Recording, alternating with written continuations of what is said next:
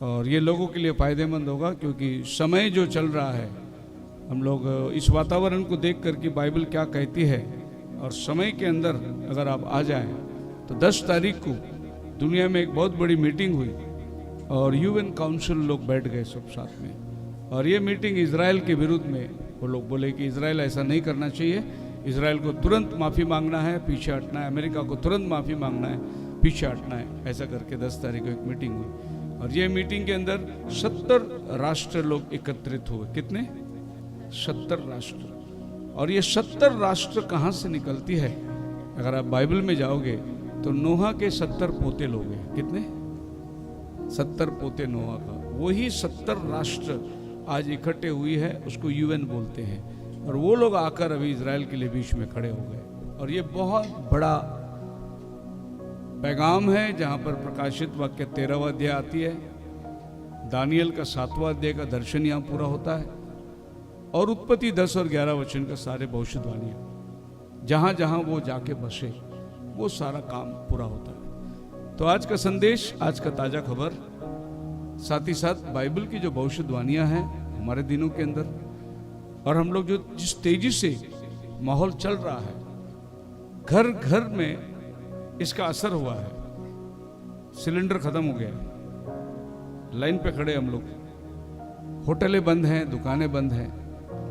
गए हफ्ते हम लोग यहाँ से जा रहे थे अहमदनगर, तो हमने कितनी दिक्कतें महसूस की।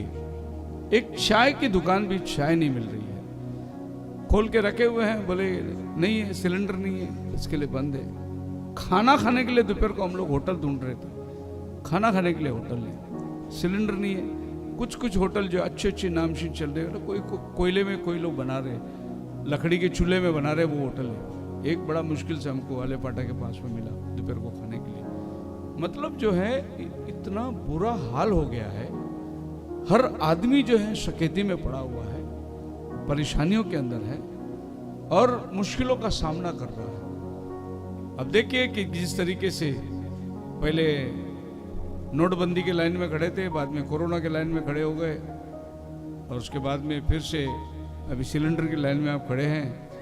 अब न मालूम नहीं और कितना लाइन आने वाला है, पर आपको सबको अभी बाहर खड़ा रहने की मजबूरी आ गई। और ये सब बाइबल कहती है अंतिम दिनों में ये घटनाएं होने वाली है। बोलो हालेलुया। सो सब लोग नेतन्याहू के पास आए हैं, बोले अनएक्सेप्टेबल एग्रेसिव बिहेवियर, हम इसको मतलब हम इसको हजम ही नहीं कर सकते, अनएक्सेप्टेबल। लेकिन दुनिया के सामने अगर आप देखा जाए तो इजराइल जो कर रहा है वो क्या कर रहा है। और अभी उन्होंने सीज फायर दिया था, अल्टीमेटम दिया था कि ये तारीख को सुबह 5-8 बजे तक ईरान को बम्बार्डमेंट करेंगे अगर उसने पेट्रोल का लाइन खोला नहीं तो। और ईरान ने क्या किया, अपने सभी पब्लिक को ले आकर उसने ब्रिजों के पास और जो जो जगह यूरेनियम उनका था उधर पब्लिक को खड़ा कर दिया, सब लोगों को घर से बाहर निकाला बोला। और इजराइल का एक बहुत अच्छा पैटर्न है, वो कभी भी सिविलियन को नहीं मारता, आम लोगों को नहीं मारता, वो खाली आतंकी जिधर है उधर ही उसके बिल्डिंग को उड़ाएगा, आम पब्लिक को वो नहीं मारता। और जो भी आप खबर सुनते हैं वो अफवाह है, वो प्रेस वालों का अफवाह है कि हॉस्पिटल उड़ा दिया, 300 बच्चे मर गए। इजराइल कभी भी ऐसी गलती नहीं करेगी। इजराइल सिर्फ आतंकियों को चुन चुन के मारेगा। देखो जिनके पास पेजर मोबाइल रखा था वो बोले आतंकियों को मारा, पेजर सबके पास था लेकिन उन्होंने उनको ही मारा जो इसके खिलाफ में रहेंगे। इनफैक्ट अगर असली न्यूज आपको पढ़ना है, असली न्यूज, कुछ लोग हैं जो वहां पर है, वो लोग असली न्यूज देते हैं जो वहां स्थायी है। अगर ऐसी कोई वीडियो मिल जाए तो आपको असली मिलेगा। वहां पर ईरान के अंदर लोग टेरेस में बैठकर पार्टी मना रहे हैं, उसको बोलते हैं वॉर पार्टी। ऊपर से मिसाइलें जा रही है, बम फट रहे हैं और वो लोग मस्त टेरेस में बैठ के खाना पीना खा रहे हैं। उनको पूछा गया भाई तुम्हारे ईरान के ऊपर इतना हमला हो रहा है और तुम लोग पार्टी मना, बोले इजराइल कभी भी आम आदमी को हमला नहीं करेगा, ये उनको पूरा विश्वास, दुश्मन को दुश्मन की गवाही है कि इजराइल कभी भी आम आदमी के ऊपर हमला नहीं करेगा, वो ऐसे कॉलोनी के ऊपर हमला नहीं करेगा, वो आतंकियों को बराबर चुन के मारता है। और ये इजराइल का खुफी मोसाद करके एक बहुत बड़ी इंटेलिजेंट है, दुनिया में सबसे बड़ा इंटेलिजेंट मोसाद।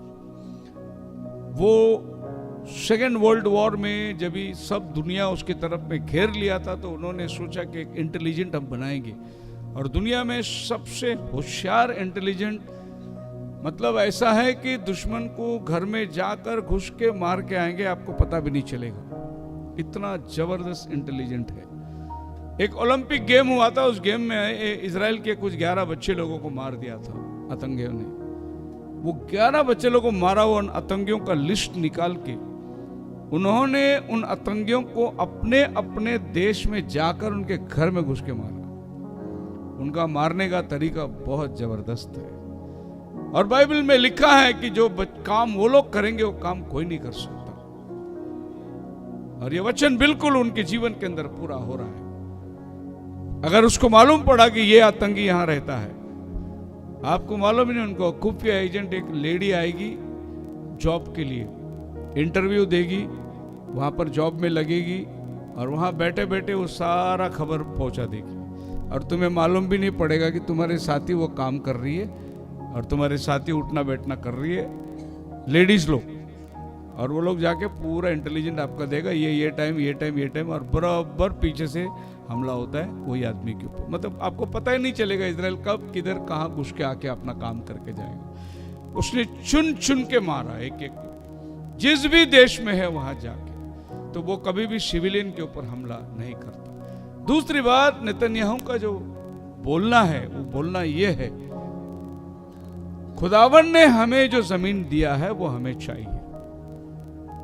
हम लोग 2000 साल से मंदिर नहीं है हमारे पास, हमारा सुलेमान का मंदिर को गिराकर तुम कब्जा करके बैठे हैं, वो जगह हमको दे दो आराधना के लिए। तुम्हारे पास दुनिया में पूजने के लिए बहुत जगह है, क्योंकि इस्लाम के लिए इजराइल का मस्जिद तीसरा होली प्लेस है। तीसरा, पहला उनका मक्का है, दूसरा उनका मदीना है, और तीसरा होली प्लेस इजराइल है। तो जब तुम्हारे पास 2 ऑप्शन है तो तीसरा हमको दो ना, हमारे ऊपर क्यों कब्जा करके बैठे।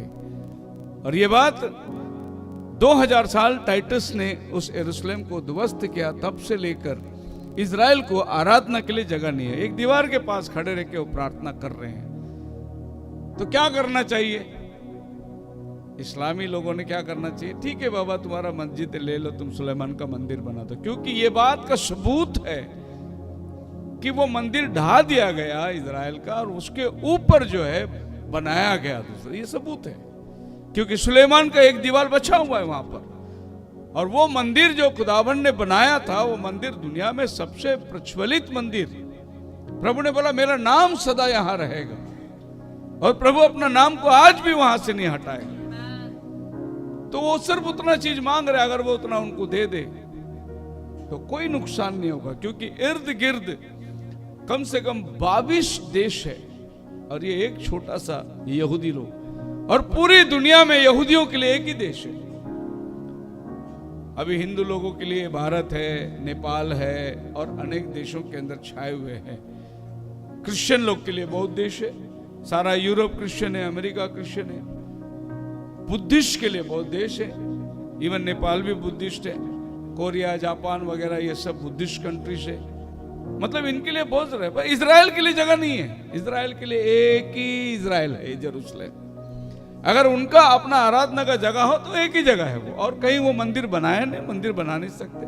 उनका वही जगह चाहिए, और उसको अगर तुम कब्जा करके रखेगे, खैर 2000 साल वो भटकी जाती थी, लेकिन आज तो प्रभु ने उनको जमीन दे दिया, तो प्रभु वो जगह उनको लेके देगा ही देगा, कोई रोक नहीं सकता। बोलो हालेलुया।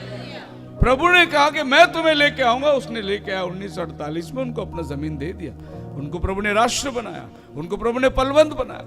आज साइंस के मुकाबले में इजराइल का हाथ कोई नहीं पकड़ सकता, इतना प्रभु ने उनको बढ़ाया।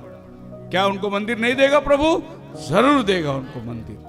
और ये जो वातावरण तैयार हो रहा है, ये उसी लिए तैयार हो रहा है। और अभी इन दिनों के अंदर क्या हुआ, जब उन्होंने बोला हम अभी लड़ाई बंद करेंगे, सीज फायर निकालेंगे, तो ईरान ने अपना मुद्दे को रखा और बोला नहीं, आपको पेट्रोल लेके इधर से जाना है तो मेरे को पैसा देना पड़ेगा, बिना पैसे का मैं यहाँ से टंकर छोड़ेगा नहीं। ऐसा वो जिद करके वो बैठ गया और फिर उसने अमेरिका के सामने रखा, जितना भी मेरा बम ब्लास्ट नुकसान हुआ उतना पूरा भरपाई करके देना पड़ेगा। ऐसा बहुत सारे कंडीशन रखा, 10 प्लान रखा। वो बाकी को कोई बात नहीं, वो कर देंगे वो लोग, लेकिन उनका मेन प्लान जो है यहाँ से हम जहाज जाने नहीं देंगे। मतलब अगर वहां से जहाज नहीं निकला तो आपको और हमारा सिलेंडर का मारामारी चालू रहेगा। वहां से जहाज निकलना जरूरी है और वो जगह में अड़ा के बैठा है। तो वो जगह में इनका नेगोशिएट वापस से पीछे हो गए, टाइम आगे बढ़ गया और इसमें इंटरफेयर करने वाला अभी पाकिस्तान है और पाकिस्तान ने जाकर इंटरफेयर किया है। पाकिस्तान देखो कैसा देश है, वो जाके बात कर रहा है। अभी अगली जो मीटिंग होने वाली है पीस का, वो पाकिस्तान में होने वाली है और हमारा हिंदुस्तान पता नहीं अभी कहाँ है, गिनती में भी नहीं आएगी अभी हिंदुस्तान के हालात, वो पाकिस्तान मार दिया। अभी ये होने वाला है मीटिंग, 2 दिन के अंदर उनकी मीटिंग तय किया, 10 तारीख को तय किया था, फिर सीज फायर पीछे लिया वापस मीटिंग। अभी ये मीटिंग के अंदर क्या डिस्कशन होने वाली है वो परमेश्वर जानता है। लेकिन इजराइल ने क्या कर दिया, लेबनान के ऊपर हमला कर दिया।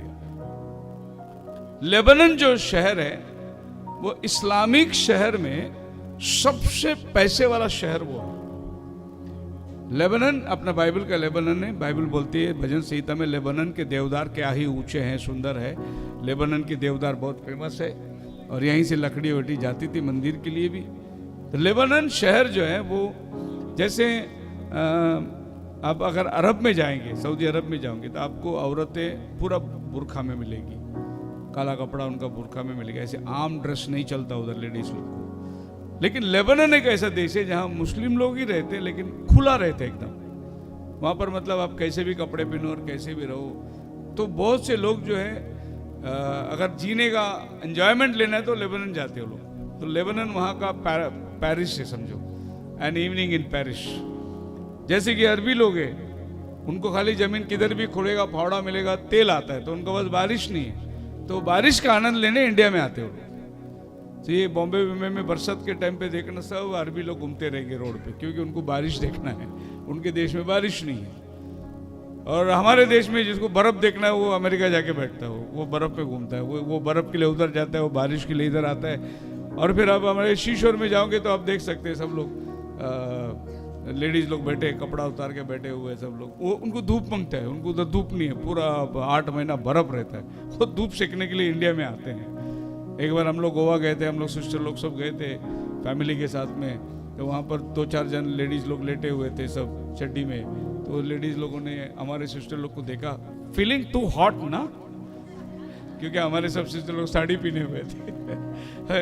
हॉट लगता है, तुम्हारे जैसा नंगा थोड़ी होके बैठेंगे हम लोग। फीलिंग हॉट, तो वो लोग हॉट के लिए इधर आते हैं इंडिया में। ये सब माहौल चल रहा है। पर लेबनान एक ऐसा जगह था जहाँ पैसा पानी बिजनेस, जैसे दुबई होता है, सब लोग खरीदी करने के लिए दुबई जाते हैं, दुबई की मार्केट खुली रहती है।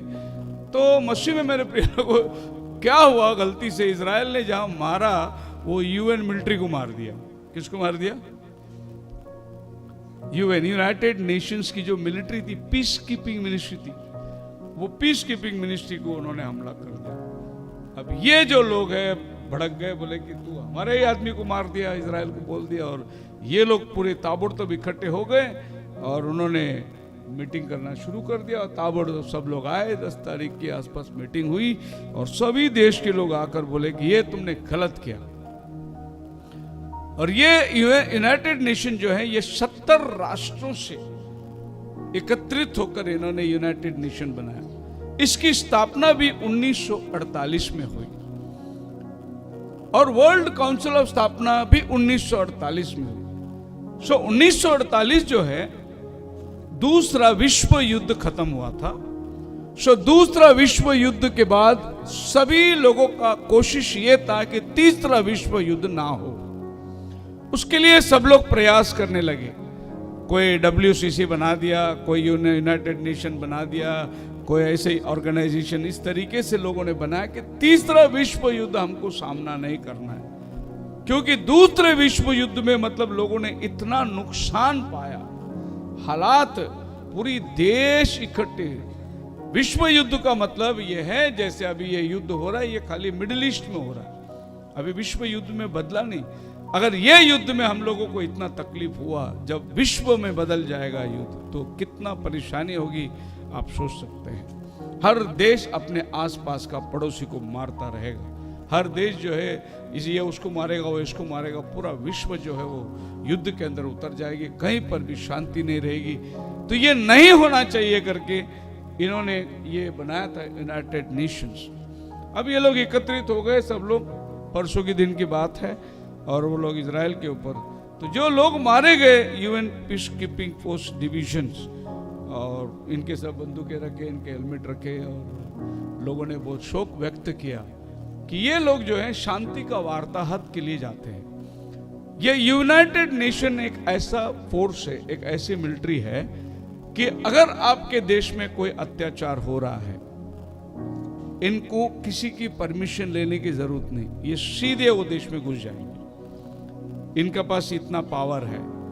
इसके लिए यूनाइटेड नेशंस, इनका आप मेंबर हैं और आपको तकलीफ दे रहा है कोई, ये अपना मिलिट्री भेज देंगे। आपका मिलिट्री तो है ही है, लेकिन ये आ जाएंगे पीस कीपिंग के लिए, आके कोई भी देश में ये लोग जा सकते हैं। इतना एक पावरफुल ऑर्गेनाइजेशन है। लेकिन क्या हुआ, इजराइल के हाथ से इन्हीं के मिलिट्री को इजराइल ने मार दिया। अब ये लोग सब एकत्रित हो गए, और ये यूनाइटेड नेशन जो कि कंट्रीज में navigate difficult path from conflict to peace. हमारे देश में आपको मालूम है, राजीव गांधी को श्रीपेरुम्बदूर में मद्रास के अंदर बम से उड़ा दिया। क्यों उड़ा दिया? एलटीटी जो होती है श्रीलंका के अंदर, वो लोग श्रीलंका के साथ लड़ रहे थे। श्रीलंका के अंदर हमको जमीन चाहिए। अब ये श्रीलंका जो है एक समय में इंडिया का इतना करीब था, जैसे यहाँ से मछुए लोग वहाँ जाते थे, वहाँ से कभी यहाँ आ जाते थे, ऐसे ही मतलब था। लेकिन जब वो राष्ट्र बन गई तो हमारे तमिलनाडु के बहुत सारे आबादी उधर रह गई, तो वो लोगों को जैसे गुलाम की तरह ट्रीटमेंट हो रहा करके उन्होंने वहां पर लड़ाई शुरू किया। एलटीटी, लिबरेशन टाइगर करके, उसका कप्तान था प्रभाकरन, और वो लोग एक जमीन मांग रहे थे, हमारे लिए एक जमीन जो है वो दे दो, हम लोग अपना राज्य यहाँ बनाएंगे। तो एलटीटी वाला, श्रीलंका वाला बनना ही है, यही राष्ट्र में आपको ऐसे ही रहना पड़ेगा। तभी हमारे इंडिया के अंदर राजीव गांधी पीएम थे, तो उन्होंने क्या किए, यहाँ से पीस कीपिंग फोर्स को उधर भेजे, यहाँ से मिलिट्री को उधर भेजे, और ये मिलिट्री लोग वहाँ जाके एलटीटीओ को जंगल के अंदर भगाया, उनको काम करने नहीं दिया।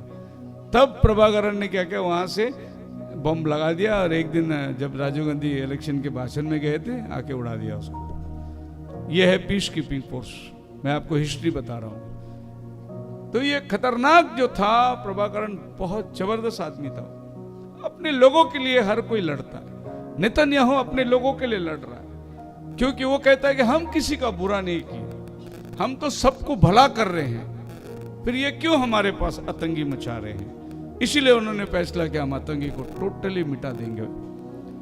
अब हम देखेंगे कि ये जो यूनाइटेड नेशन है, इनका मिशन को लेकर ये लोग कोई भी देश में जाकर बैठ सकते हैं, उस देश का शांति का वार्ताहत कर सकते हैं। मैं इस विषय को आपके सामने इसलिए लेके रख रहा हूं कि इनका एक बहुत बड़ा रोल है एंटी क्राइस्ट को लाने का। जो खूंखार प्राणी जो दानियल ने देखा कि इनकी ताकत के सामने किसकी ताकत चलेगी नहीं, वो अंतिम समय में ये लोग सीन में आना चाहिए, और इन्हीं के द्वारा, इनके आने से जो दानियल का चौथा प्राणी जो है वो प्रकट होगा।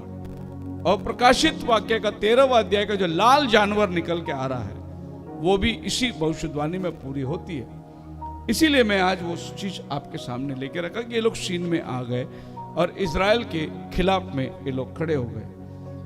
और ये 70 राज्य, अब इसको देखेंगे तो नोहा के जल प्रलय के बाद में 3 बेटे थे, जापेत, हाम और शेम।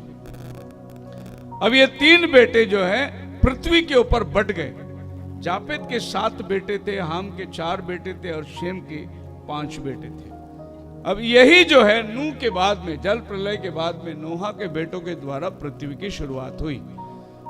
अब यहां पर आप देखेंगे तो इनका जो बंटवारा था वो इस तरीके से पृथ्वी में बट गए। कि तुम ये जगह ले लो, तुम ये जगह। तीनों भाई लोग आपस में जो है अपना अपना स्थान को ले लिए। सो यूरोप और एशिया के अंदर जापेत के बच्चे लोग चले गए। यूरोपियन है हमारे ऊपर की देश जो है, ग्रीनलैंड, यूरोप, ये सब ऊपर का जो देश है, ठंडा जगह जो है, वो सब जापेत के बच्चे चले गए। तो जितने जो गोरे लोग हैं ना, वो सब जापेत के बच्चे हैं। अंग्रेज लोग जो आते हैं, आपकी बात समझ में आ रही है ना मैं क्या बोल रहा हूँ। और जो हाम है वो अफ्रीका की तरफ चला गया। सो कनान वंशी जिसको बोलते, जो काले लोग हैं, बिल्कुल काले लोग, जो अफ्रीकन लोग जो है, वो हाम के बच्चे हैं वो लोग। और बाइबल में हम जानते हैं हाम को प्रभु ने श्रापित किया था। तो वो धूप में एकदम गरीब देश है ना, वो एक श्राप के अंदर जकड़ा हुआ देश जैसा नजर आता है। और शेम जो है वो मिडिल ईस्ट के कंट्री, ना काला ना गोरा, सावला। तो जो सावले लोग हैं वो सब शेम के बच्चे हैं। मतलब हिंदुस्तान से लेकर, हिंदुस्तान एशिया माइनर में आता है। और आपका बाइबल में आप पढ़ सकते हैं, मुझे लगता है प्रकाशित वाक्य पहला अध्याय के अंदर देखो, पतमोस नाम का टापू आएगा, शायद वो 10 वचन में आएगा। वहां पर देखो क्या लिखा हुआ है, द बुक ऑफ रेवल्यूशन, पहला अध्याय,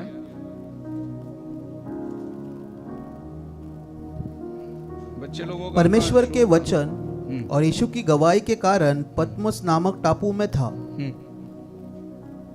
आगे, मैं प्रभु के दिन आत्मा में आ गया और अपने पीछे तुरही का सा बड़ा शब्द कहते सुना, जो कुछ तू देखता है पुस्तक में लिखकर सातों कलीसियों के पास भेज दे, अर्थात इफिसुस, स्मरना और पिरगमुस और थुआतीरा और सरदीस और फिलाडेल्फिया और लौदीकिया को।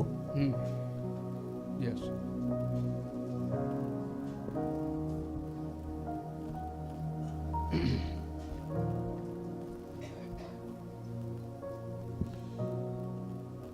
सो पिलर आपके इसमें 11 वचन में देखो, हिंदी में आता है कि पता नहीं, 11 वचन पढ़िए।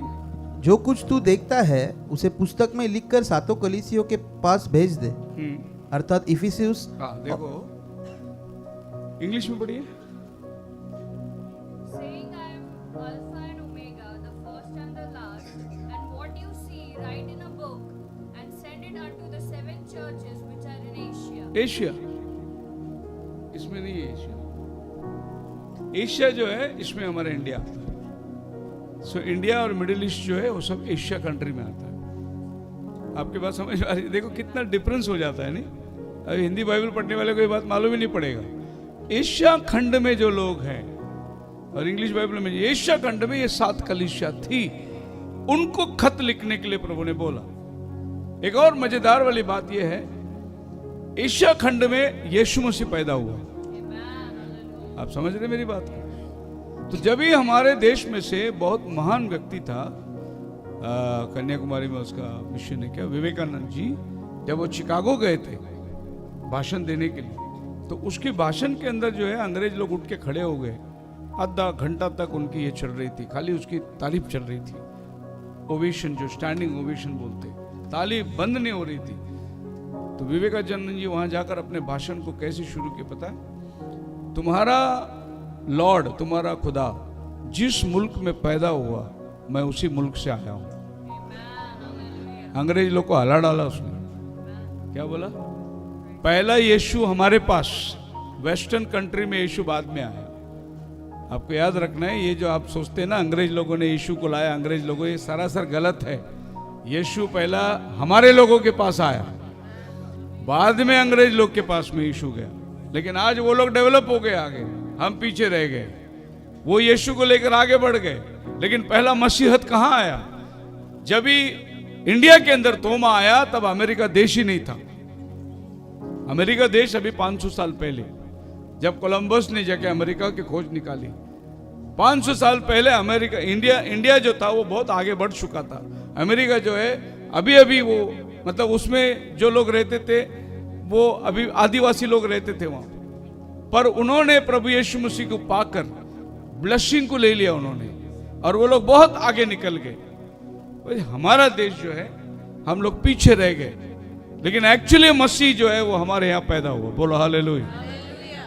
एक बात और मैं बताता हूं आपको कि यशायाह 53 में लिखा हुआ है, यीशु सुंदर नहीं था जैसे आज के तस्वीरों में आप देखते हैं, एकदम नीला नीला आँखी, गोरा गोरा चमड़ा, एकदम बाल सेट, ऐसा नहीं था। यीशु हमारे जैसा एशियन आदमी था, वो सावला, और वो रगड़ आदमी था। उसे इतना बड़ा सुंदर मेकअप करके मत रखना यीशु को फोटो को। ही वॉज अ रगड़ मैन, प्रॉफिट बोलता है। और रगड़ मैन का मतलब वो जो क्रूस उठा के ले गया वो मामूली आदमी उठा नहीं सकता। ही वॉज अ रगड़ मैन, धूप में छांव में हर मौसम में चलने वाला, पैदल घूमने वाला। वो सिमोन के घर में जाके बोलते मेरा पैर धोने के लिए तूने मुझे पानी नहीं दिया, ऐसा यीशु था वो। बोलो हालेलुया। तो हम सब शेम के बच्चे हैं। तो ये 3 बंटवारे में बट गया।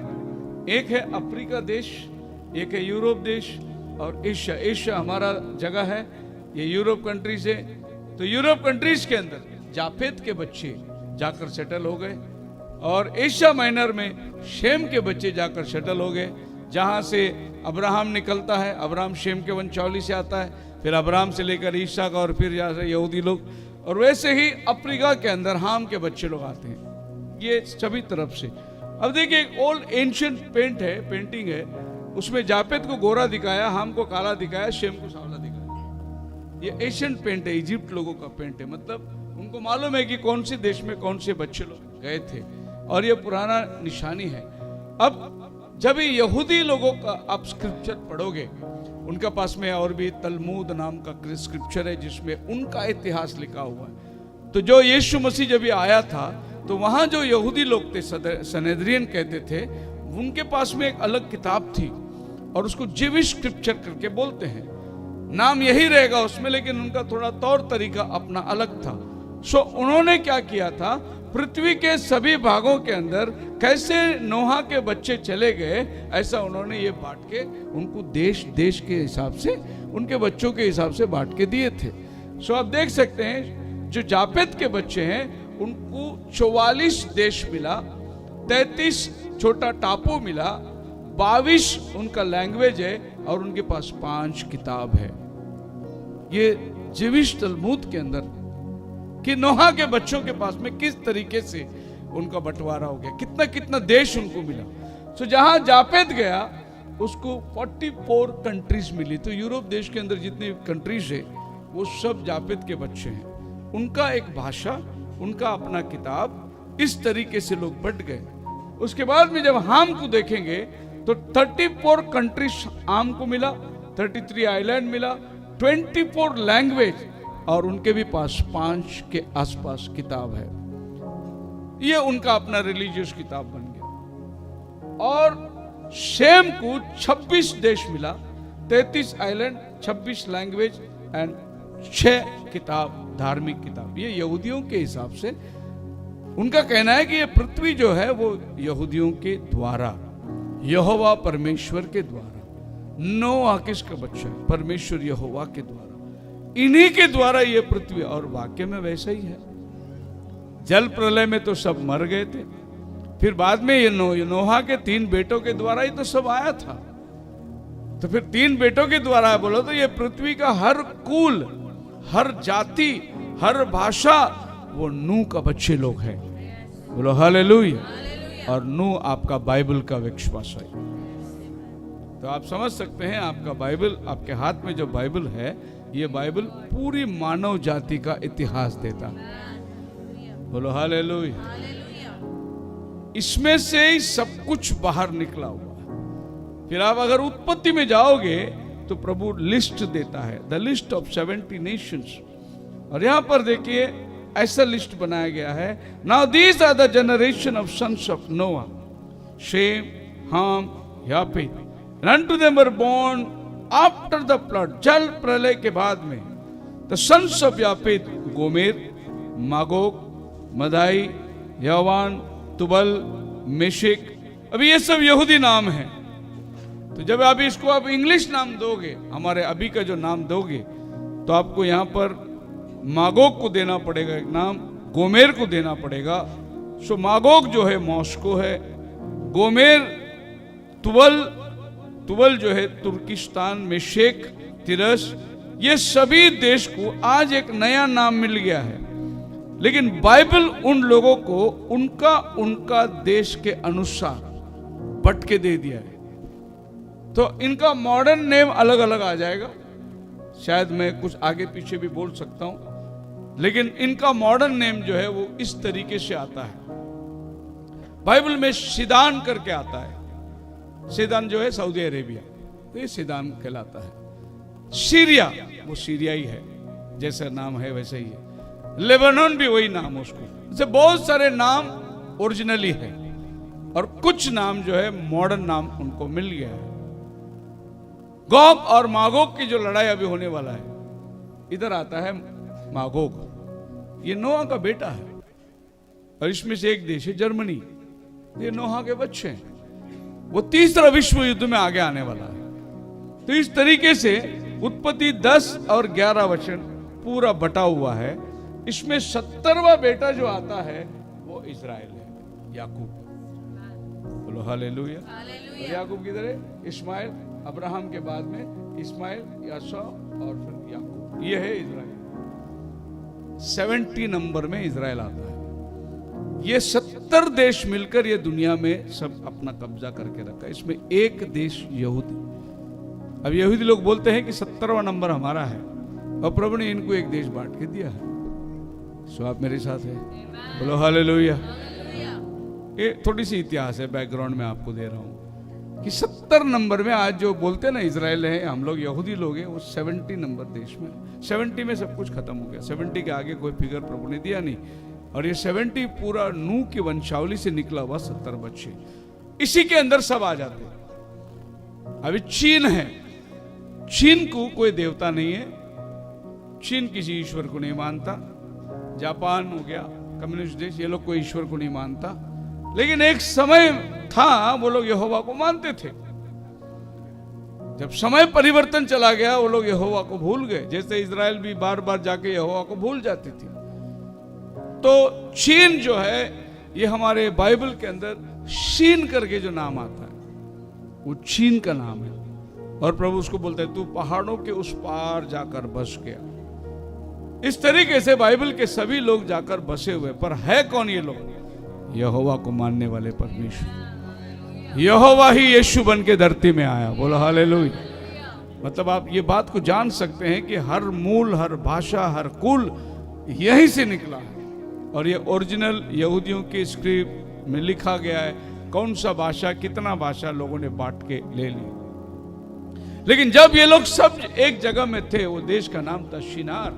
उत्पत्ति 11 में आता है। उस समय सबका भाषा एक ही था। नूह के बाद जब निकले तो सबका भाषा एक ही था। जब भाषा एक थी तो लोग भी एक जगह में थे, कोई बंटवारा नहीं था उनके अंदर। जब प्रभु ने बाबेल में भाषाओं की गड़बड़ी डाली, ये लोग फैल गए।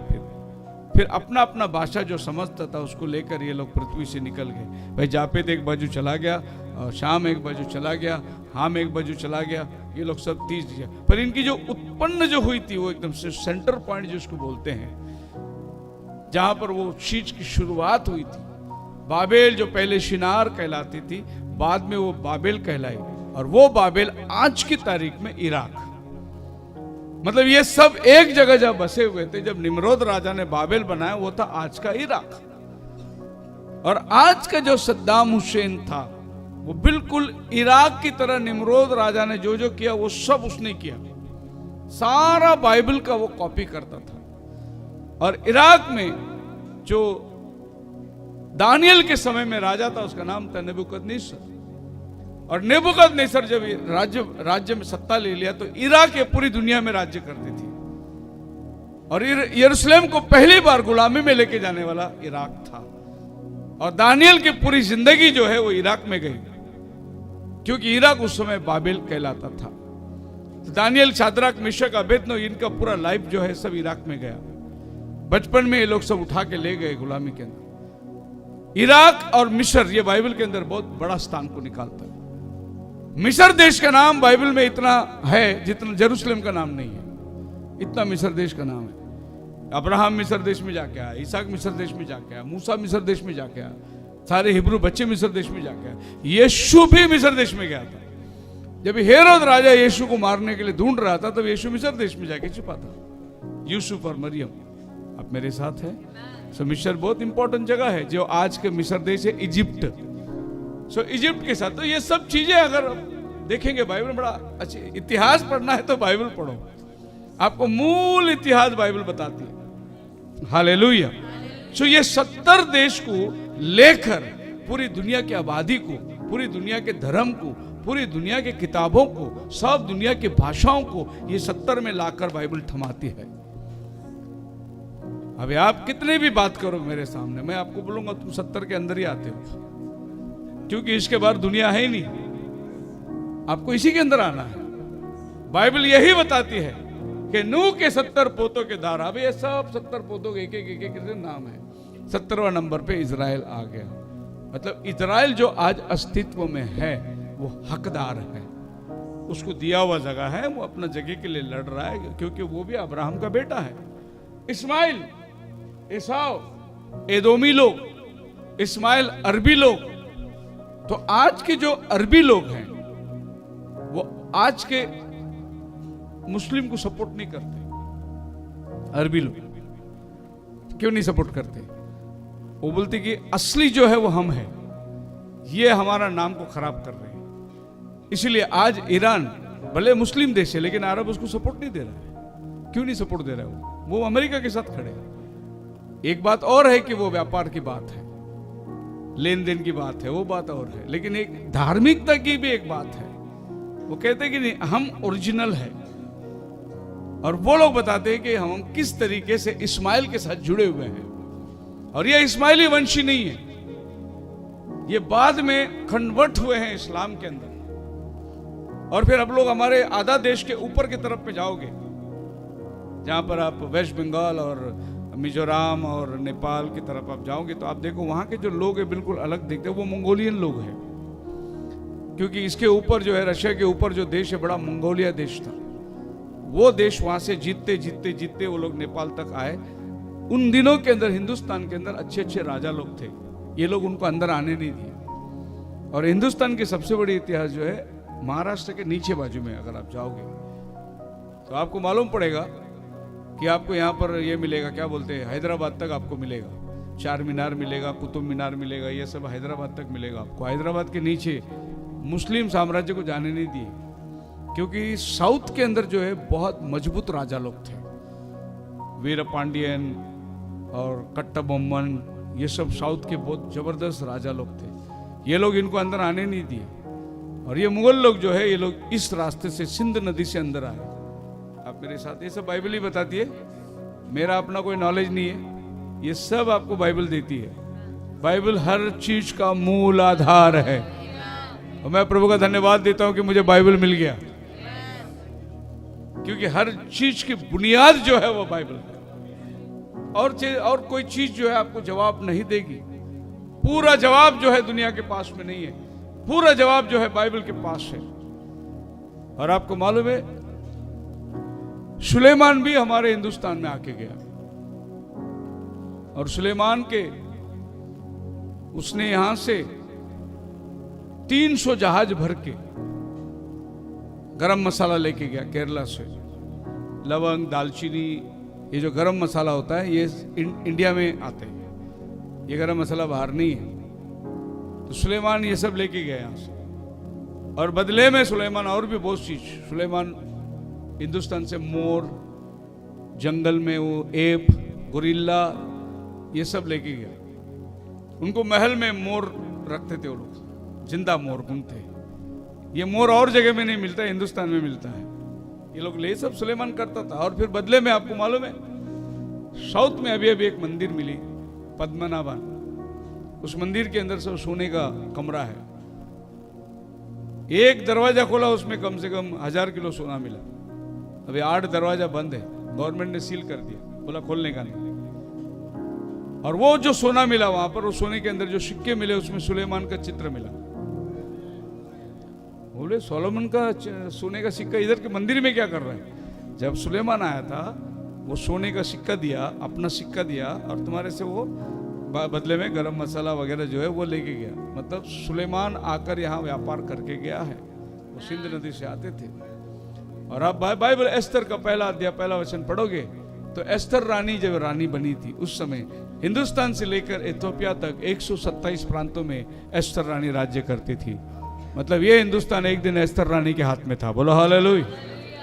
सो इसके निचला भाग जो है वो द्राविड़ लोग हैं। साउथ में जो है द्राविड़ लोगों के पास कोई देवी देवता नहीं है, वो नेचर को मानने वाले लोग थे और यही द्राविडियन करके बोला जाता है, जो मूल जाति है। अभी आप देखो इधर अंदर जाओगे तो पहाड़ों में रहते हैं, उनको बोलते हैं आदिवासी। जो स्कूल नहीं जाते, जो पढ़ते नहीं, नहाते नहीं, कपड़े नहीं बदलते, वो कौन है? आदिवासी। उनको कोई देवी देवता नहीं थी, वो आदि मूलवासी है इस देश के। फिर बाकी जो चीज है वो बाहर से आई हुई है। खैर हम लोग बहुत आगे जा रहे हैं हिस्ट्री के अंदर। हम लोग आएंगे वापस। 70 जो देश है, ये देश आज खड़े हो गए हैं और ये देश खड़े होकर अपना हक जता रहे हैं। और ये हक जो जता रहे हैं, इस हक को ध्यान रखना, बिल्कुल कयामत के टाइम पे ये लोग उस चीज को लेके आ रहे हैं। 70 नंबर बाइबल के अंदर हमारे लिए बहुत महत्व है। 70वां नंबर पे इजराइल आता है और 70 नंबर बाइबल के अंदर बहुत इंपॉर्टेंट है। देखो, प्रभु ने दुनिया बसाया नोहा के 70 पोतों के द्वारा, 71 में नहीं गई। आज जो भी इस अस्तित्व में दिखाई दे रहा है वो बाइबल के अनुसार और बाइबल के अंदरूनी से आप उसको देख सकते हैं। 70 has a secret meaning in the scripture. The first thing is that is made up of factors 7 and 10. 70 को 7 और 10 ये दोनों मिलेंगे तो 70 होता है। सो 7 जो है गॉड का परफेक्ट नंबर था।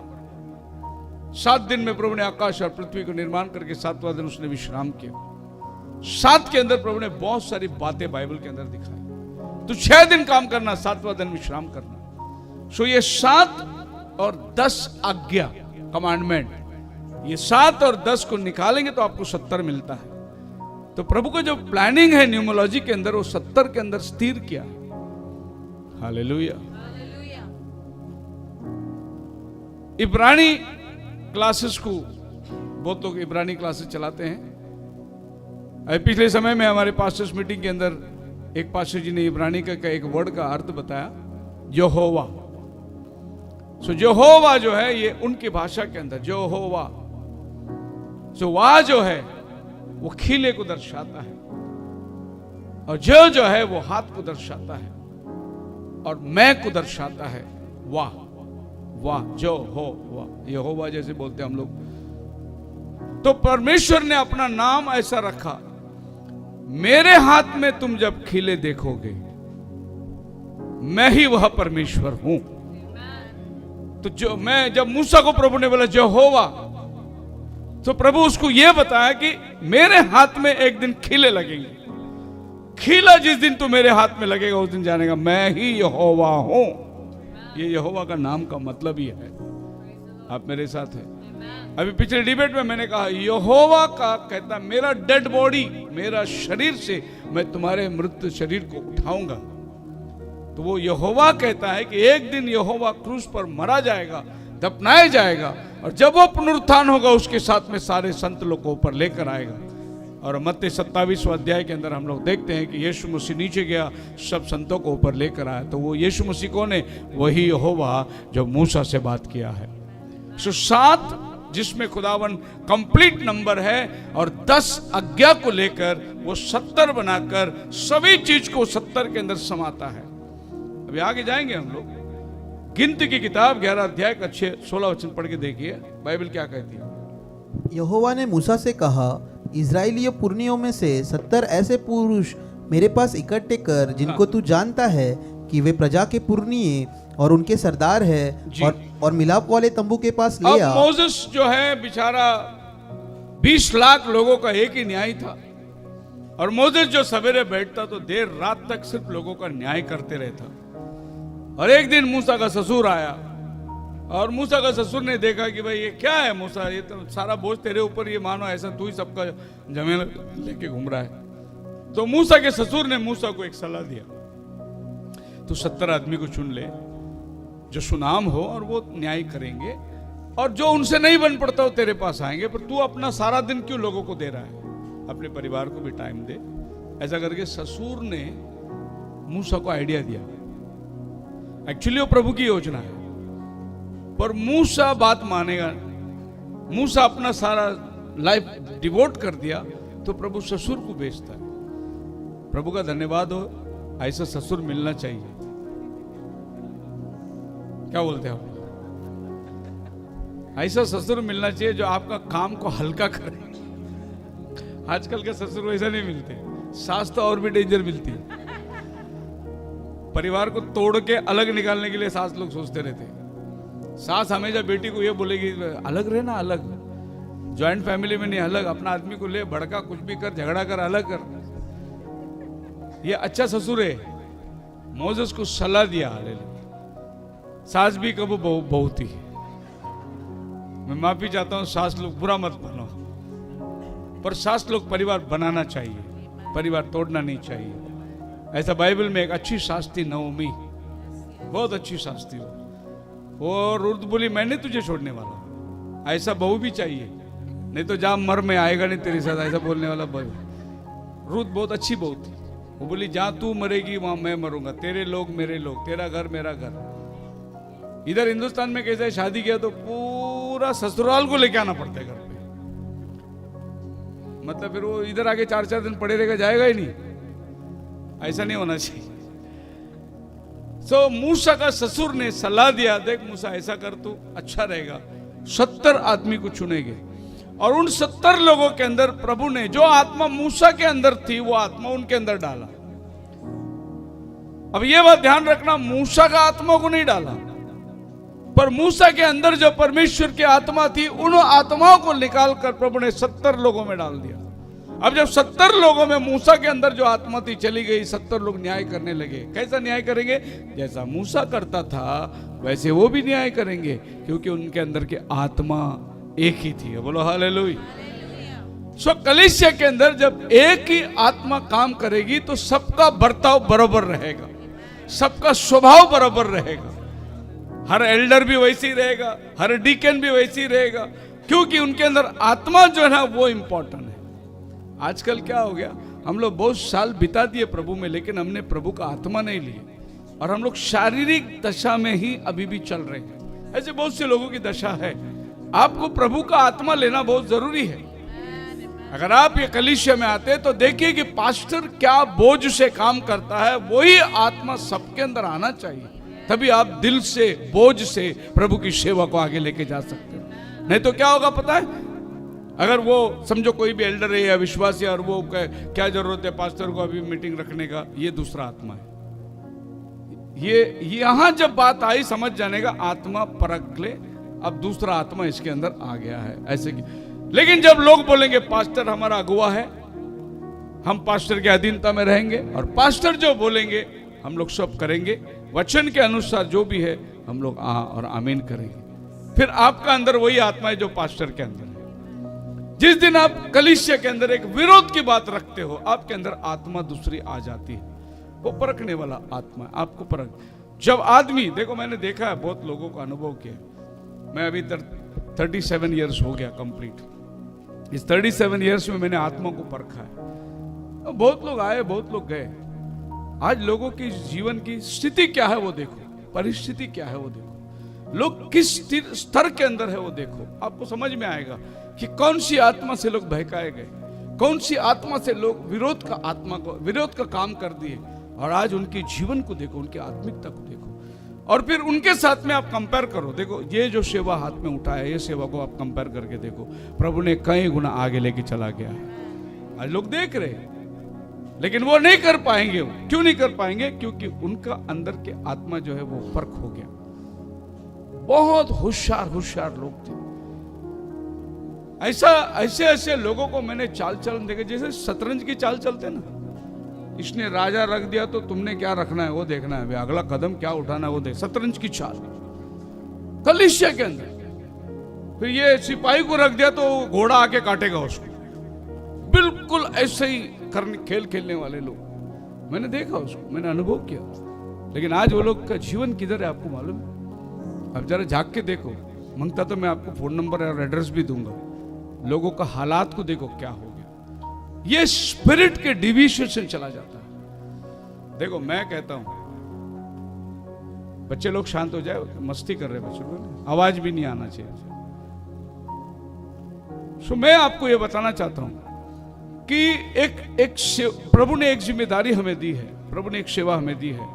उस सेवा के प्रति हम लोग, देखो बाइबल क्या कहता है, हम सत्य के विरुद्ध में नहीं लड़ सकते, लेकिन हम सत्य के लिए लड़ सकते हैं। सच्चाई के लिए आप कुछ भी करो, पर सच्चाई के खिलाफ में हम कुछ नहीं कर सकते। उसी तरीके से जब हम लोग एक परिवार बोलकर प्रभु की सेवा में आगे बढ़ते हैं, तो परिवार का सारा बात सबको जानना बहुत जरूरी है। मैं ये इसलिए बता रहा हूं, जैसा मूसा के अंदर प्रभु ने जो आत्मा मूसा के अंदर था वो 70 आदमी को दिया, उसी तरह पेंतेकोस्त का दिन जो आत्मा यीशु में थी वही आत्मा 12 चेलों के अंदर उतर कर आया, 120 लोगों में उतर के आया। यहां पर देखो मूसा अपने आत्मा को दे रहा है, वहां यीशु पवित्र आत्मा को दे रहा है। यहां मूसा इजरायली प्रजा को देखभाल करना, न्याय करना है, और वहां कलीसिया का देखभाल करना है, कलीसिया को साथ लेके चलना है। आत्मा और अभिषेक देखो सेम है। बोलो आप मेरे साथ। हम लोग एक बार कन्वेंशन के लिए बैठे थे, मीटिंग कर रहे थे, और मीटिंग के अंदर कन्वेंशन की बात हुई, ब्रदर आप कितना देंगे, आप कितना देंगे, आप कितना देंगे। तो एक ब्रदर उधर आके बैठा तो था, अजीबात देनार नाय, अजीबात देनार नाय, हाँ देनार पण नाय आणि येणार पण नाय। अच्छी बात है, लेकिन ये शब्द ज्यादा दिन टिकता नहीं, ये थोड़े ही समय के अंदर ये खुल जाता है बात। आप मेरे साथ हैं? वो 3 दिन कन्वेंशन का हम लोग ने YMC के अंदर इतना आनंद लिया, और सेंट एंड्रू स्कूल में सब लोग रुके थे। पंजाब से 120 लोग आए थे, दिल्ली से सब लोग ऊपर के माले में सोए हुए थे, और नीचे खान पान चलती थी। और मैं गेट के पास में एक छोटा सा बाकड़ा था, वो बाकड़ा लगा के मैं गेट के पास सोता था, क्योंकि गेट में ताला नहीं था और सामान सब खुले पड़े थे। वहां वॉचमैन भी, मैं जाके गेट में सोता था। और रात को 2 बजे वही ब्रदर जो बोला ना, मी देनार पण नहीं येनार पण नहीं, वो ब्रदर आया होता। रात को 2 बजे मुझे उठाया, बोला क्षमा करा, 3 दिन हम पुलिस स्टेशन के चक्कर में। ऐसा एक हादसा उनके घर में हो गया कि 3 दिन वो पुलिस स्टेशन घर घूम रहे। कन्वेंशन में नहीं है, प्रभु ने पुलिस स्टेशन में लगा दिया उसको। आप मेरे साथ है? जिधर प्रभु का आत्मा काम करता है उधर आप भी उसके साथ में मिलके काम करो। जिस दिन आप प्रभु के आत्मा के विरुद्ध खड़े रहोगे तो प्रभु आपको कोई और जगह में काम पे लगा देगा। फिर बाद में बोला पछतावा होगा क्या। मैंने खुद देखा है, ऐसे ऐसे अनुभव को देखा है। कभी नहीं। एक आत्मा जो मूसा के अंदर थी, वही आत्मा जब लोगों में उतर के आई तो मूसा का बोझ हल्का हुआ। बिल्कुल ये इस तरीके से जैसे कलीसिया होती है, लोगों ने पास्टर का बोझ बांट के लेना बहुत जरूरी है। हालेलुया। चर्च में एल्डर बन गया एल्डर, सबको मालूम एल्डर, लेकिन एल्डर कभी किसी के घर विजिट ही नहीं देता, कभी किसी को जरूरतमंद को जाकर भेंट ही नहीं करता, कभी किसी के लिए प्रार्थना ही नहीं करता। फिर काय का एल्डर? आप समझ रहे हैं ना? उसका मतलब यह है कि खाली एल्डर का नाम लिया है, एल्डर का आत्मा नहीं आया उसके अंदर। अगर एल्डर का आत्मा आता तो एल्डर की तरह काम करता। आज ये कलीसिया के अंदर कितने एल्डर लोगों को ये मालूम है कि ये विश्वासी है, ये यहाँ रहता है, इसका ये नंबर है, यहाँ पर है। कितने परिचित कितने लोग हैं? नहीं है। आ रहे लोग, जा रहे लोग, अपने दुनिया में पड़े हुए हैं लोग। एल्डर का मतलब यह है कि कलीसिया का हर परिस्थिति को जानने वाला एल्डर हो। डीकन कौन है? कलीसिया के पुलिस में नहीं। कलीसिया के अंदर कोई ऐसे वैसे काम ना हो, उसका देखभाल करने का काम डीकन का है। लेकिन डीकन जाके दूसरे डीकन के घर पे बैठे थे, ऐसा नहीं होना चाहिए था ना। ऐसा बोलो तो खत्म हो गया। इसका आत्मा उसके अंदर चला जाता है। ऐसा आप कभी नहीं, ऐसा नहीं।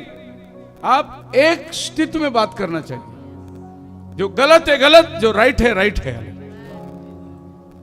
अगर आपको लगता है कि पास्टर गलत है तो आप ऑपोजिट पार्टी में खड़े हो जाओ, लेकिन उधर जाके ये मत बोलो नहीं पास्टर ऐसा नहीं बोलना चाहिए था। फिर बाद में इधर आके प्रेज द लॉर्ड पास्टर, अच्छा क्या आपने बोला, बरोबर बोला आपने।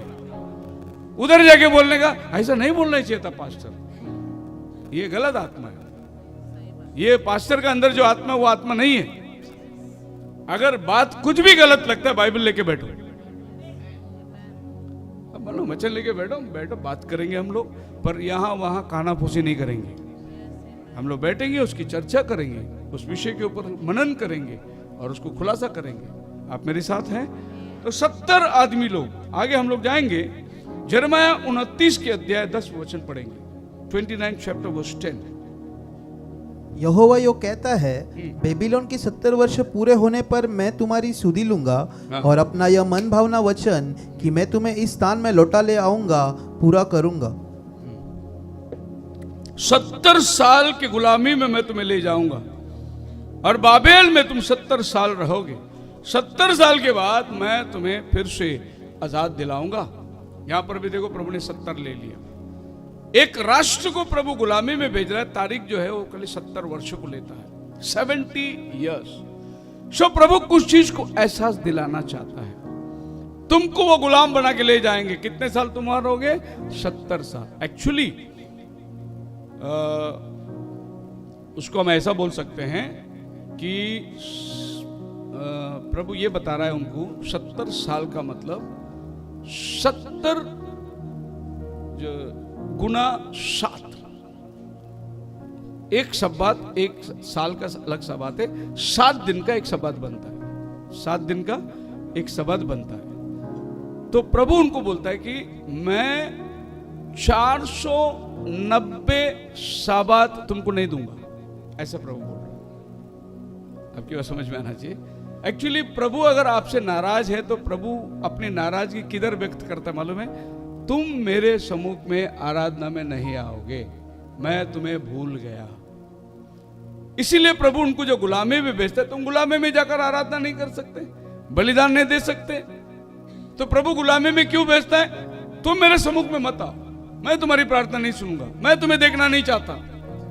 इसीलिए परमेश्वर लोगों को गुलामी में भेजता है। और प्रभु जब भी लोगों को गुलामी में भेजता है, सब बात को गिन के भेजता है, तारीख को गिन के भेजता है।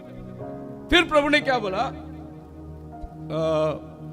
तुम अपनी खेती को 6 दिन काम दो, 7वां वर्ष खेती में काम मत करना, उसको छोड़ देना। अपने आपे में जो भी खेती में फसल आएगा वो गोर गरीब विधवा लोग हैं वो लोग खाएंगे, तुम खेती में नहीं जाना। तो प्रभु ने जमीन को 7वां दिन विश्राम करने के लिए कहा। ऐसा ही प्रभु ने क्या बोला? 7 गुना 7 करो, तो 49 शब्बात आता है। और फिर उसके बाद जो शब्बात आएगा वो 50वां शब्बात, उसी को प्रभु ने जुबली बनाया। मैं जुबली में तुम्हें आजादी से लेकर आऊंगा, जुबली। तो पेंतिकोस का दिन जो हुआ था वो आपका और हमारा अन्य जाति का जुबली था, जहां प्रभु ने अपनी आत्मा को ढेल दी। यहूदी लोग अपनी जुबली मना रहे थे, प्रभु अन्य जातियों के लिए जुबली बना के दिया था। हम भी उसी जुबली के अंदर आजादी पाते हैं। जुबली का मतलब क्या है? 50वां साल। 50वां साल किस बात का है? जब एक आदमी किसी की गुलामगिरी करता है और उसका हो गया 49वां साल, और 50वां साल की जब जुबली की तुरी बजेगी, ये गुलाम आजाद हो जाएगा। दूसरे शब्दों में, मान लो अपने गोनी बोझा लेके चल रहा है और साथ में मालिक चल रहा है, और जब वहां तुरी बज गई मंदिर में, ये अपना गोनी फेंक देगा, बोला मैं आजाद हो गया। और मालिक बोलेगा यार घर तक तो छोड़, तुरी नहीं सुना तू, मैं आजाद हो गया। उसी तरीके से आप और हम पाप के गुलाम थे। प्रभु ने एक दिन सुसमाचार का तुरी बजाया, हमने सारा बोझ फेंक दिया, हम आजाद हो गए। शैतान बोला अरे तू तो पाप में पैदा हुआ, तुरी सुना नहीं तू, तेरा तो जन्म पाप में हुआ, सलीब को देखा नहीं तू, मेरा दुबली का तुरी बच चुका है, अब मैं आजाद हो गया हूं। तो ये गुलामी का जो था, ये प्रभु सब्बात को गिन के देता था। इसके लिए प्रभु ने 70 बोला, बोले इतना सब्बात में तुम्हारे साथ नहीं रहूंगा। आगे हम जाएंगे, उत्पत्ति 46 अध्याय का 26 वचन में पढ़ के देखेंगे बाइबल क्या कहती है। हम आएंगे वो 70 राष्ट्र के पास जो 10 तारीख को इजराइल के लिए जमा हुआ ना, उनके पास ही आने वाले हम लोग। लेकिन आपको घुमा के ले आ रहा हूं कि प्रभु कैसे कैसे काम को करता है। याकूब के निज वंश के जो प्राणी मिस्र में आए, वे उसकी बहुओं को छोड़ सब मिलकर 66 प्राणी हुए। और यूसुफ के पुत्र जो मिस्र में से उत्पन्न हुए वे 2 प्राणी थे। इस प्रकार याकूब के घराने के जो प्राणी मिस्र में आए वे सब मिलकर 70 हुए। Oh hallelujah. हमने क्या देखा लिस्ट में? इजराइल 70वां नंबर में आता है ना? लेकिन इजराइल की जो शुरुआत हुई वो भी 70 लोगों से ही शुरुआत हुई। कैसे? जब यूसुफ पारो के इधर गुलामी कर रहा था, उस समय में देश में अकाल पड़ गई, तो याकूब अपने बच्चों को 11 भाइयों को भेज रहा है, जाकर तुम मिस्र में अनाज लेकर आओ। और जब वो यहां आकर देखा तो वहां पर यूसुफ था, क्योंकि यूसुफ को भाई लोगों ने भेज दिया था। अब उन्होंने यूसुफ को पहचाना, फिर यूसुफ राजा को बोलता है कि वे मेरे भाई लोग हैं, मेरे पिता लोग, इनको रहने को जगह दे।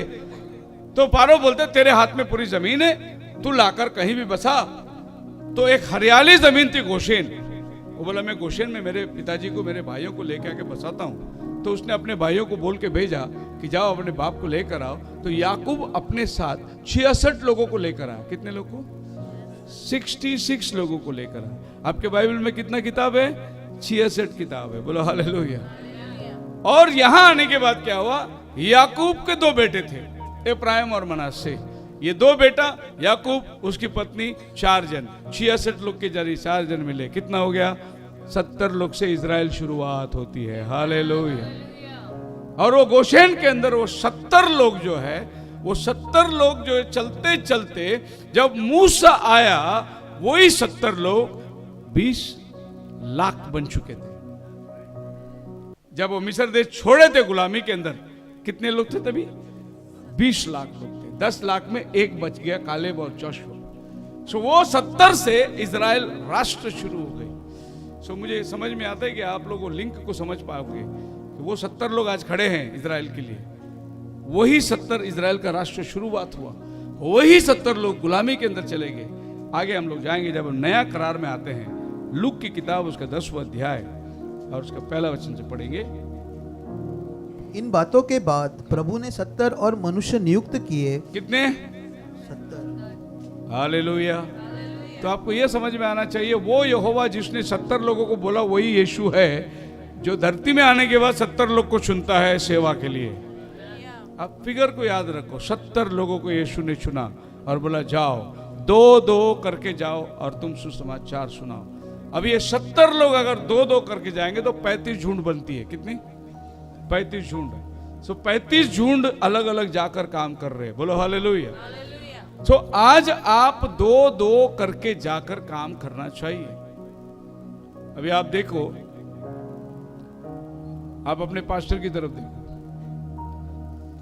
गुजरात, पंजाब, दिल्ली, महाराष्ट्र में अनेक जगहों के अंदर जाकर कलीसिया को स्थापन कर रहे हैं। इसमें आपकी दुआएं हैं, आपका योगदान है, आपका ऑफरिंग है। बोलो हालेलुया। और आप सब लोग मिलकर प्रार्थना कर रहे हैं, आप सब एक मन दिखा रहे हैं। जब पास्टर बाहर जा रहे हैं तो आप कलीसिया को संभाल रहे हैं, मतलब आप मिनिस्ट्री का साथ दे रहे हैं। आप मेरे साथ हैं, लेकिन आप भी जाना चाहिए। आप गुजरात मत जाओ, बदलापुर जाओ ना, उल्लासनगर जाओ, विठलवाड़ी जाओ, कल्याण में जाओ। जब पास्टर पंजाब जा रहे तो आप कल्याण तक जाओ कम से कम। हम लोग सेवा का बोझ जो है ना, वो सोचते हैं कि सब पास्टर के सर पे, हमारे सर पे कुछ नहीं। ये बिल्कुल सदुसी फरीसियों का आत्मा है। प्रभु बोलते हैं तुम जीरा पुदीना का हिसाब लेते हो, ऊंट को निकल जाते हो। ये सदुसी फरीसियों की आत्मा है। आप लोगों ने क्या करना है? अपना समय के अलावा, देखो हर आदमी अपने घर के लिए पास्टर है। आप अपने घर के लिए पास्टर है। आपका अपना एक योगदान है, आपका अपना एक सेवा है जो प्रभु को आपको अर्पित करना है। सो प्रभु ने इनको चुना 70 लोग। बाद में ये 70 लोग निकल गए और बचे 12, उसमें से भी एक निकला, बचे 11, और उसमें से भी प्रभु 3 को निकाला, रैप्चर में लेके गए, अपना रूपांतर को दिखाया। अपना रूपांतर प्रभु ने 11 को नहीं दिखाया। बाद में लोगों ने चिट्ठी डालकर मत्थायस को चुन के लिया, लेकिन उसका कोई भी काम हम लोग बाइबल में नहीं पाते। क्यों नहीं पाते? क्योंकि मनुष्य लोगों ने उसको चुना। जब खुदावन चुन के देता है तो प्रभु उनके द्वारा काम करता है। जब मनुष्य लोगों को चुनता है तो फिर वो मनुष्य अपने कामों में फंसा रहता है। अब यीशु यहाँ 70 लोगों को उनको 2-2 करके जाओ, और 2-2 करके प्रभु ने उनको कमीशन दिया, तुम प्रार्थना करो, बीमारों को ठीक करो, मुर्दों को जिलाओ। इस तरीके से कमीशन दे के भेजा। और ये 70 आगे जाने के बाद जॉन चैप्टर 6 के अंदर वो 66 में देखेंगे तो 12 बज गए, बाकी सब चले जाते हैं। क्योंकि 70 लोगों ने गया था, सेवा किया था, लेकिन ये 70 लोग वो काम नहीं कर पाए जो यीशु मसीह 12 लोग के द्वारा काम कराया था। फिर अगर आप प्रभु यीशु मसीह के उदाहरणों में आएंगे तो आप मत्ती की किताब खोलोगे तो आपको टोटल मत्ती, मार्क, लूक, जॉन, ये 4 किताब में पूरा प्रभु ने 70 दृष्टांत बोले। कितने? 70 दृष्टांत बोले। अरे अजीब है। एक देखिए, तुम पृथ्वी के नमक हो, यह एक दृष्टांत है। नमक अगर अपने नमकीनी खो दे तो किस काम का? पैर में डाल के रौंदा जाएगा। इसको बोलते एक दृष्टांत। ऐसा प्रभु ने 4 गॉस्पेल में 70 दृष्टांत बोले हैं। यह भी अजीब बात है। 71 नहीं बोला उसने, 65 नहीं बोला उसने, 70 ही बोला। अब देखो वो फिगर प्रभु शुरू से लेके चलता है साथ में।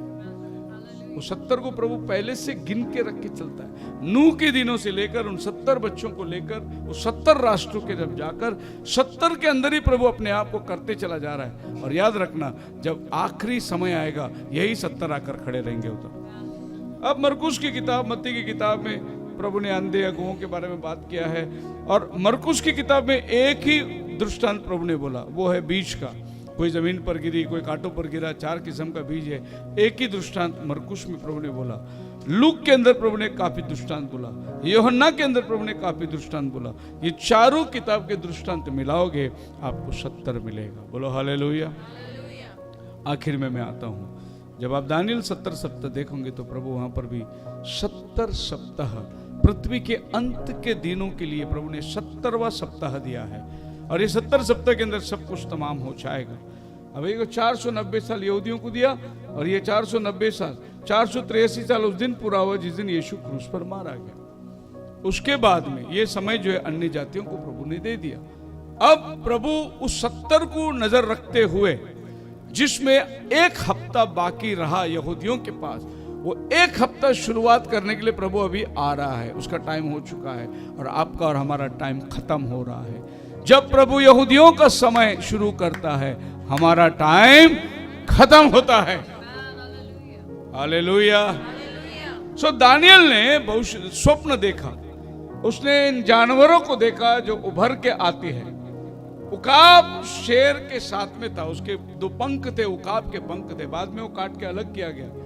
तो ये जो चौथा प्राणी है, इसके बारे में बाइबल, ये चौथा प्राणी को बाइबल बोलता है वो खूंखार प्राणी, और बहुत खतरनाक प्राणी है।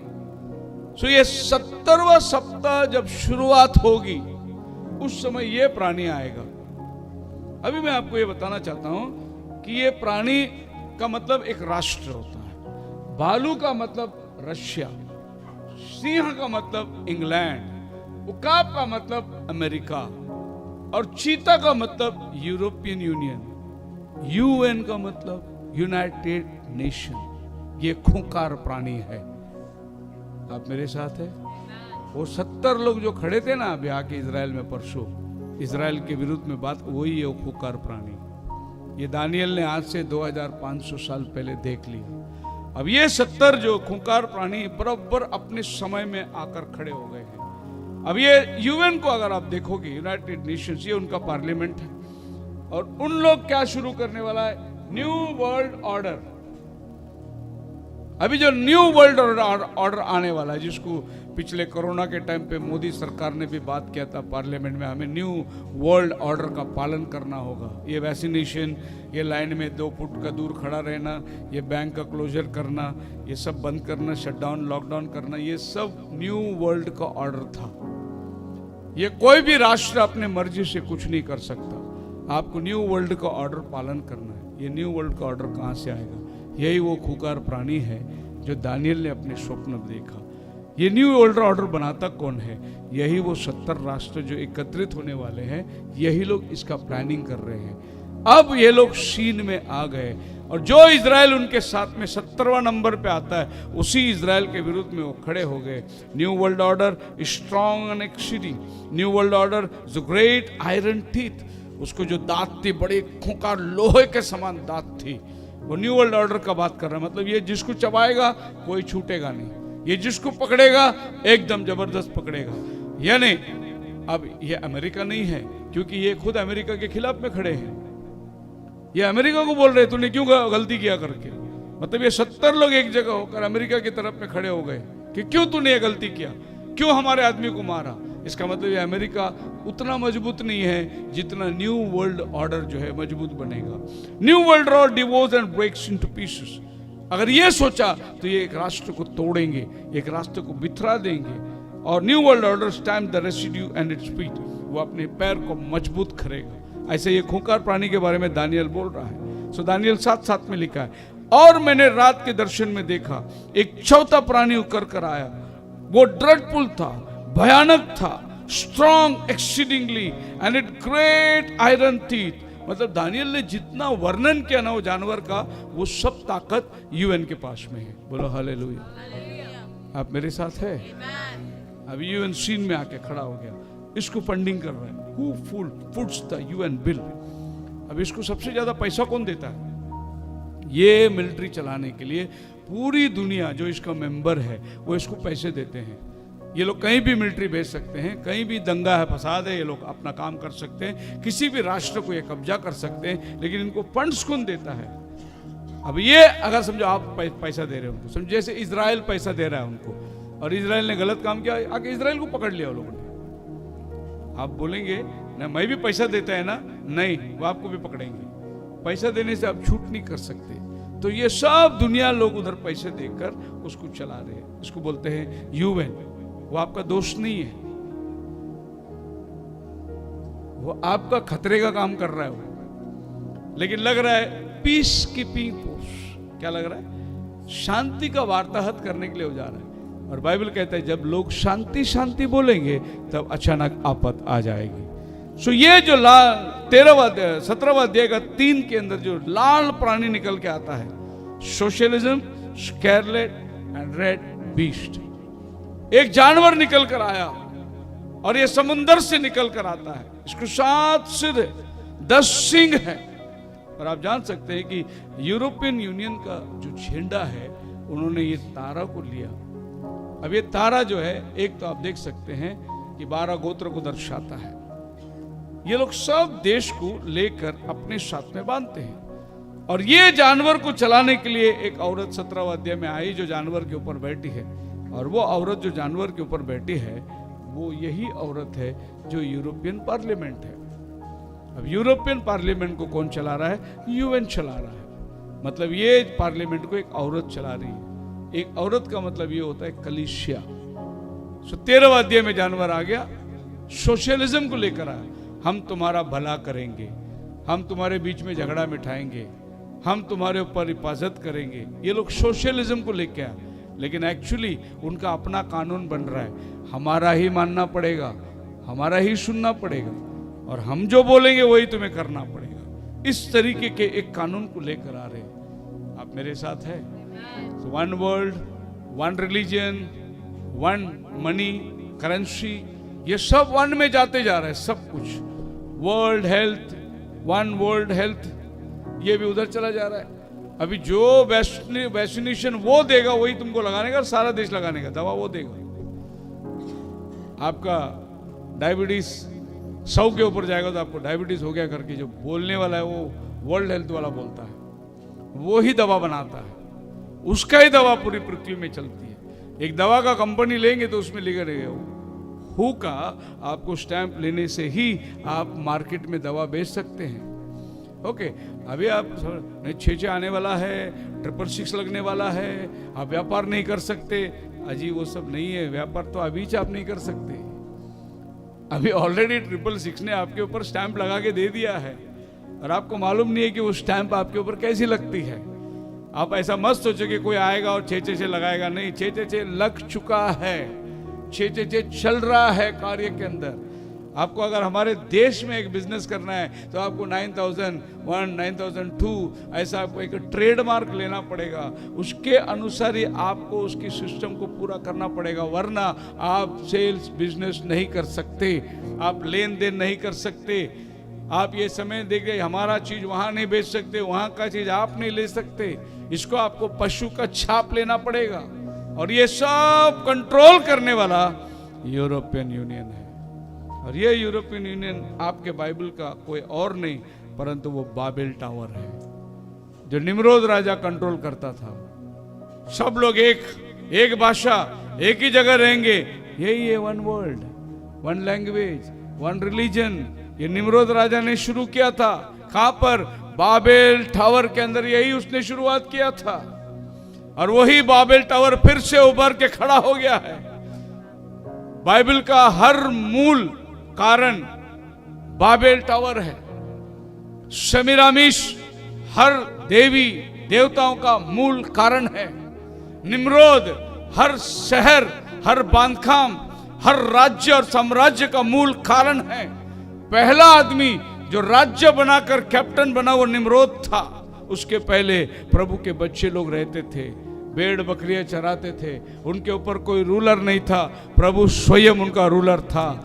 वो प्रभु उनका देखभाल करता था। लेकिन जब इंसान एक गुम्मट बनाकर, एक राज्य बनाकर, एक एम्परर बनाकर पहला शहर को तैयार करने वाला निनेवे शहर को निम्रोद राजा था। पहला गठबंधन बांधकर खड़ा रहने वाला निम्रोद राजा था। तो ये जितने भी आज ऑर्गेनाइजेशन बनती है, इसका मूल निम्रोद के पास जाता है। ये जितनी देवी देवताएं और जितनी पूजने की वस्तु ये दुनिया में जो भी आराधना से संबंधित है, सब मूल कारण वहां जाता है। हालेलुया। राज हमारे मसीह दुनिया के अंदर जो अन्य भाषा की आत्मा है, ये भी बाबेल टावर से निकलती है, क्योंकि वहां गड़बड़ी का आत्मा प्रभु ने भेजा और उनका भाषा बदल गई। और आज चर्च में भाषाएं बदल गई। कोई रबा रबा बोलता है, कोई बरा बरा बोलता है। और इसको मालूम नहीं रबा रबा का मतलब क्या है, उसको मालूम नहीं बरा बरा का मतलब क्या है। ये भाषाओं के अंदर गड़बड़ी हो गई और ये बाबेल टावर की आत्मा है। हमारे चर्च वाले क्या सोचते हैं मालूम है? पवित्र आत्मा है। पवित्र आत्मा नहीं है, वो गड़बड़ी का आत्मा है। आप बोलो, मुझे याद आता है वो वचन देखिए, पहला कोरिन्थियन 14 अध्याय के अंदर वो वचन निकालिए जहां पौल बोलता है कि मैं 10,000 बातें बोलने से अच्छा तुम्हारे साथ 5 ही बातें तुम्हें समझने के लिए बोलूं। पहला अध्याय, पहला कोरिन्थियन 14 अध्याय। अगर किसी को वचन मिलता है तो बताइए मुझे। जो अन्य भाषा में बातें करता है वह अपनी ही उन्नति करता है। 10,000 बोली बोलने से अच्छा एक ही बोली, तो 5 बातें बुद्धि से करूं मैं।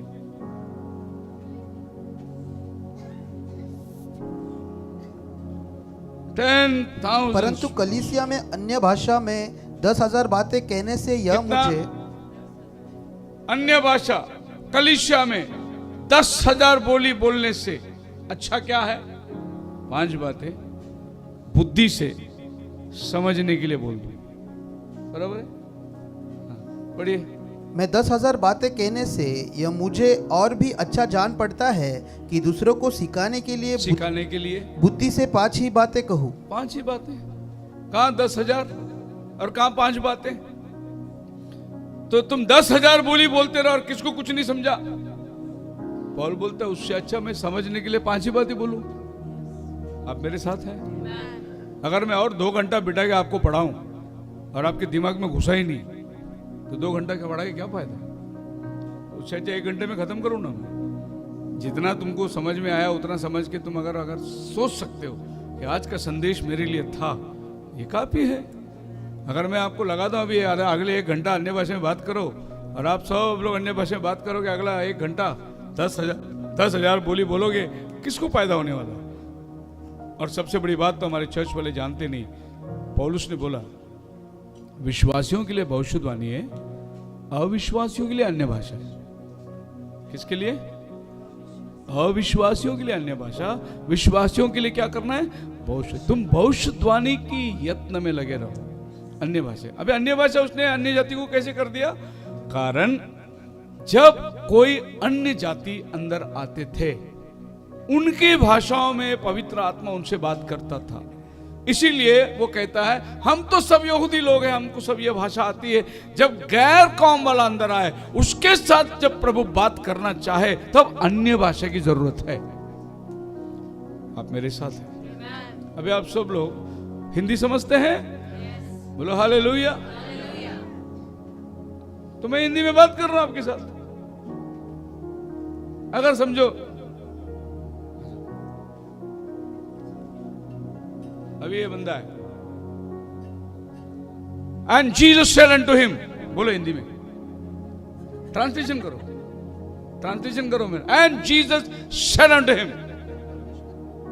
अनटू हिम,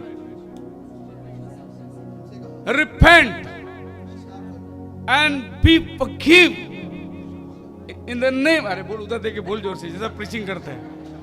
हाँ, अभी ये देखो, तुमको मेरी बात समझ में आई हिंदी?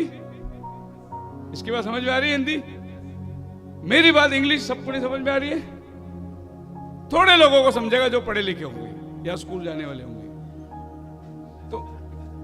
तो मैं क्या करता हूं, इसको बोलता हूं भाई मेरे को हिंदी बोलना आता है, तू बैठ जा, क्योंकि मेरी बातें हिंदी सब लोग समझ रहे हैं। अगर फिर भी मैं सोचता हूं कि नहीं मैं अंग्रेजी में ही बोलूंगा, तो मैं ये सोचता हूं कि मेरे को अंग्रेजी आता है और मैं अंग्रेजी भी बोल सकता हूं, और अंग्रेजी में इसलिए बोलता हूं कि अमेरिका वाला भी सुने मेरा प्रचार को। मैं ये आपको बोल रहा हूं, प्रभु ने मेरे को हिंदुस्तान में रखा है, हिंदुस्तान के लिए बात करता हूं। अमेरिका के लिए प्रभु दूसरा किसी को खड़ा करेगा। मेरे को प्रभु ने जिस मुल्क में रखा है उस मुल्क में उसी भाषा में मैं लोगों को संदेश देना चाहता हूं। अभी मैं 1 घंटा बात किया, ये 1 घंटा ट्रांसलेशन करेगा, 2 घंटा हो गया। सुनने वाला क्या बोलता, बाप रे 2 घंटा प्रीच किया, बहुत डीप मैसेज था। डीप समझा कुछ नहीं, ये ट्रांसलेशन के उलझन में वो पढ़ा रहा, तो मैसेज डीप हो गया। एक ही भाषा में बात करो, समय आधा हो गया आपका बस, और 2 घंटे का मसाला 1 ही घंटे में मिल गया आपको। तो मैं ये बोल रहा हूँ, खुला खुला बोलता हूँ, जो इंग्लिश में पक पक पक करते हैं ना, वो खाली अपनी शानपति बताने के लिए करते हैं, कोई मतलब ही नहीं है दूसरा। आप मेरे साथ है ना? हाँ, तो जिनको अभी बॉम्बे में इसी चर्च के अंदर तमिल वाले थे, बहुत तमिल वाले आते थे, बाद में वो लोग जाके अलग चर्च बनाए, बोले हम लोग को हिंदी नहीं समझता, हम लोग को तमिल मांगता है। तो मैं बोला, अरे काय को तमिल मांगता है? तुम ट्रेन में जाते हो तमिल थोड़ी बोलते हो, बनिया के पास जाके तमिल थोड़ी बोलते हो, तुम नौकरी में जाके तमिल थोड़ी बोलते हो, पूरा 6 दिन हिंदी बोलते, चर्च में आए तो तमिल मांगता हूं। ये कौन सा स्पिरिट है तुम्हारे अंदर? हम तमिलनाडु में नहीं बैठे हुए हैं, हम लोग महाराष्ट्र में है। बोलो हालेलुया। कोशिश तो अभी मैं नगर में गया था, प्रीचिंग करते करते वो पास्टर उठ के मेरे मुंह में कान में आके जल्दी बोल, मराठी में बात करो ना। मैं बोला, अरे काम मेरे को फंसा दिया। तो मैं बोला, मराठी में मैं प्रीचिंग नहीं कर सकता। नहीं नहीं आप करो ना, प्रीचिंग करो, जैसा भी करो। फिर अगला प्रीचिंग में मराठी में चालू किया। अगर अपलोड करेगा तो सुनो, मैंने मराठी में प्रीचिंग करके आ गया अहमदनगर के अंदर। तो प्रीचिंग होने के बाद में मैंने माफ़ी मांगा, बोला गलत से कोई शब्द निकल गया माफ़ करना, मैं मराठी में इतना मास्टर नहीं हूँ।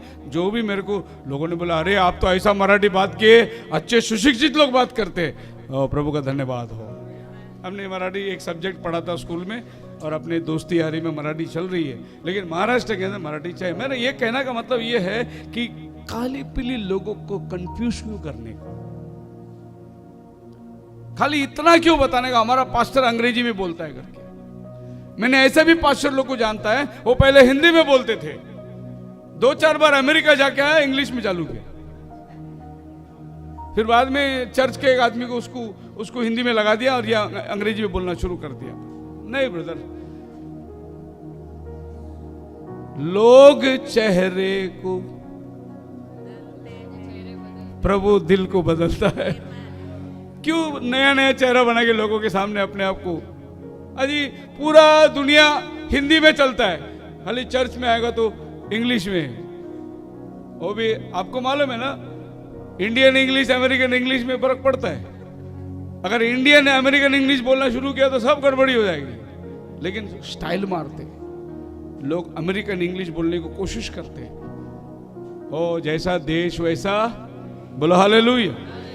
सो बाबेल टावर के अंदर ये भाषाओं की गड़बड़ी आई, और ये गड़बड़ी आज भी कलीसिया के अंदर चल रही है। किसी भी अलग अलग जरिया ले लो, कोई अलग अलग उद्देश्य ले लो, उसी तरीके। अब मेथोडिस्ट चर्च में जाओगे तो सवेरे 6 बजे एक चर्च होती है, उसके बाद 8 बजे एक चर्च होता है, फिर 10 बजे 11 बजे एक चर्च होता है। तो तो सवेरे सवेरे पहला चर्च जो है इंग्लिश वाले लोग का हो जाता है। फिर जब इंग्लिश वाला चर्च लेता रहेगा, मराठी वाला बाहर खड़ा रहता है।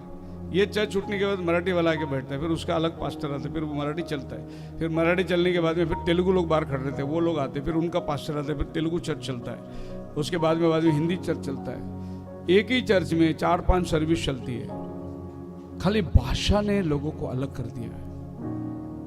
Praise the Lord. हम भी मेथोडिस्ट, तुम भी मेथोडिस्ट, हम भी मेथोडिस्ट, ऐसा नहीं बोलने के। मैं भी महादुष्ट, तू भी महादुष्ट। लेकिन हमारा भाषाओं में हम लोग फर्क है। हम पंजाब में थे, वहां एक ब्रदर थे, बोले आपको मालूम है CNI का मतलब क्या है? मैं बोला चर्च ऑफ नॉर्थ इंडिया। नहीं, CNI का मतलब क्राइस्ट नॉट इन, मसीह अंदर। यही आज की कंडीशन है, मसीह अंदर नहीं है। भैर आत्मा कलीसिया को चला रही है और एक भरमाट के अंदर आ गए। यही बाबेल टावर जो उन दिनों के अंदर निम्रोद ने बनाया था, आज बाबेल टावर UN ने बना के रखा है। और ये बाबेल टावर वैसे ही बनाए थे कि उन्होंने ऊपर थोड़ा बाट छोड़ दिया, वो कंप्लीट नहीं किया।